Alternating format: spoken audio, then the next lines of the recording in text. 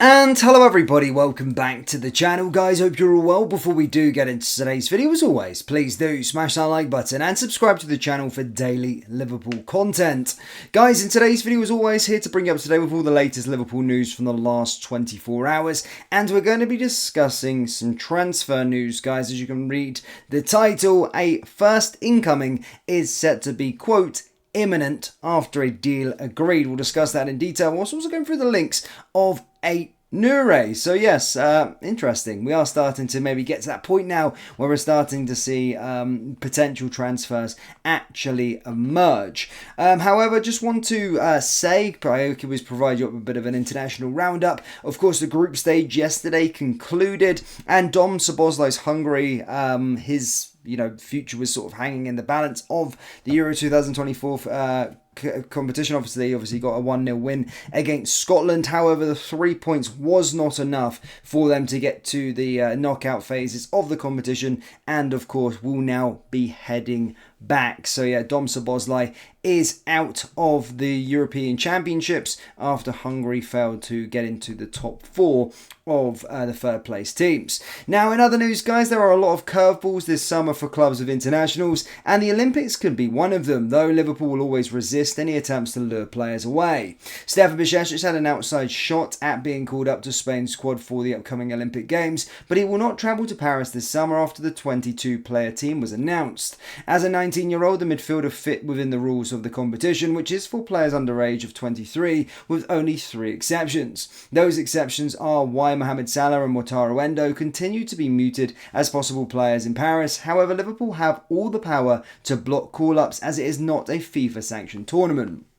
It was always to be a tall order for Bajcetic to be considered, having played just 72 minutes last season due to a long battle with injury. With his return to fitness did leave the door ajar. Instead, he has been able to enjoy a 6-week holiday and will now focus solely on settling back into first team training under new coach Arne Slot. The club's pre-season friendlies will afford him the chance to find his feet again, and the uninterrupted time ahead of the 2024-2025 will be invaluable, having missed last year's pre-season. While it may be a personal disappointment if Bajcetic did have eyes on the Olympics, if we look at the bigger picture, it is positive news, as he can lay strong foundations for the year ahead under Liverpool's supervision. With a host of key midfielders to be absent due to international commitments, Bajcetic will not be short on opportunities to see his time training pitch rewarded with minutes in friendlies. Spain's Olympic squad contains just one player from a club in the Premier League, with Manchester City defender Sergio Gomez taking up one of the overage spots.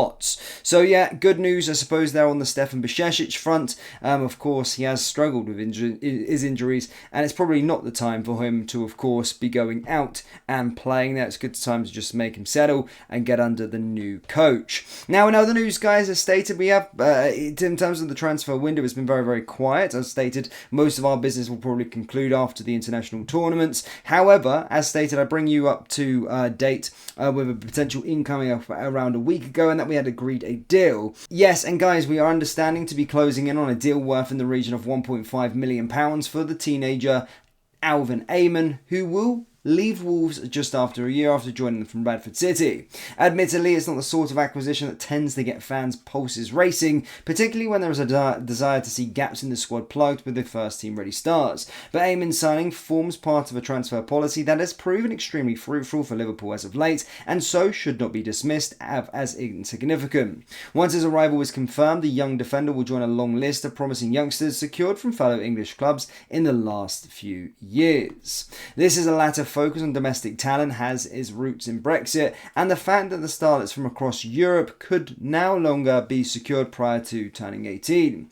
Previously, the Reds have scoured the continent to pick up the likes of Kai Jana, Pedro Chirivella and Matthias Murawski, with the expressive aim of using the academy as a finishing school to bring them into the first team. In fact, the last of those signings might just prove to be the best, with the hugely promising Stefan Bajcetic having joined from Celta Vigo just days before the UK's exit from the European Union was finally finally signed off. However, after the pool of talent was blocked off by fresh regulations, the need to find future stars closer to home became more pressing, and the success of that subsequent shift, its emphasis was firmly underlined by a number of breakthroughs in the latter part of Jurgen Klopp's reign. Take, for example, Bobby Clark, who arrived from Newcastle United as a 16-year-old and went on to make 12 appearances in all competitions last year. James McConnell joined from Sunderland at a similar age and counted a hugely influential League Cup final cameo amongst his 9 outings last term. Katie Gordon, meanwhile, added 3 more senior games to his tally of 7 since coming in from Derby County at the age of 16, and the hope is that more will follow that path, with Train Ione having already debuted in his first season on Merseyside following a summer move from Leicester City. The talented midfielder only turned 17 this month and is in line to sign his first professional contract as a result. There are high hopes too for recent acquisition Amaro Nalalo, who has arrived in the same summer from West Ham. So while Eamon might not be the first marquee signing of Arne Slot's first window, there is every chance he proves just as important as those who join alongside him. And if evidence is provided by a slew of recent academy graduates is anything to go by, it might not be too long until we see him in first team action. As stated, guys, I know a lot of you guys want to just hear all the great, the shiny objects and stuff like that. However, it is a signing respected, and it's a lot of money for a youngster that we are signing. And as I said, a deal or an announcement is set to be imminent after we agreed a deal. So that would be the first summer signing of the transfer window. Now, moving on to that sort of senior positions, guys, what everybody loves it, all the sexy names and all these kind of things that everybody likes to talk about. Today, it seems like every day in the Euros that we're getting transfer rumour after transfer rumour, and YouTube channels clickbait after clickbait after clickbait of different players that we're signing every single day. As stated, guys, I don't think we're signing anyone really in terms of the first team until after the Euros and after the Copa America. However, our latest Liverpool transfer rumour is that we are apparently in pole position to sign a Nouri. So again, at the end of the day, I'm not going to jump straight into that. We're currently being linked. Liverpool media, of course, because nothing much is going on at this moment in time, are running away with it. But is it as far down the line as people are making out to be? No. But again, it's the latest Liverpool rumour for today. If anything moves on that one, of course, we will discuss it.